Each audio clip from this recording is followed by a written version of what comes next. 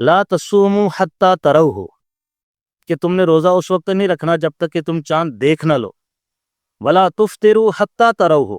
اور افطار بھی نہیں کرنا، یعنی کہ عید نہیں منانی، مطلب روزے رکھنے شروع کیے تو یہ تصومو ہو گیا، اور پھر افطار کا حکم آیا تو ولا تفطروا حتی تروہ، عید بھی تب تک نہیں منانی جب تک تم اس کو دیکھ نہ لو۔ اب رویت کا معنی ہے آنکھوں سے دیکھنا۔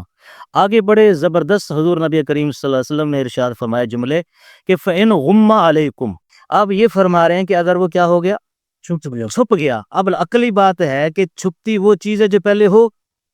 اگر چاند نہ ہونے کو ذکر فرماتے تو پھر غمہ کے لفظ نہ ہوتے، مستور کے لفظ نہ ہوتے، اس لیے کہ جو چیز ہو ہی نہ، وہ مستور نہیں ہوتی، وہ معدوم ہوتی ہے۔ فَقْدُرُوا لَهُ، تو جب اگر وہ تم سے مستور ہو جائے، اب مستور ہونا کیسے ہے کہ چاند اور ہماری رویت کے بیچ میں بادل آ گئے،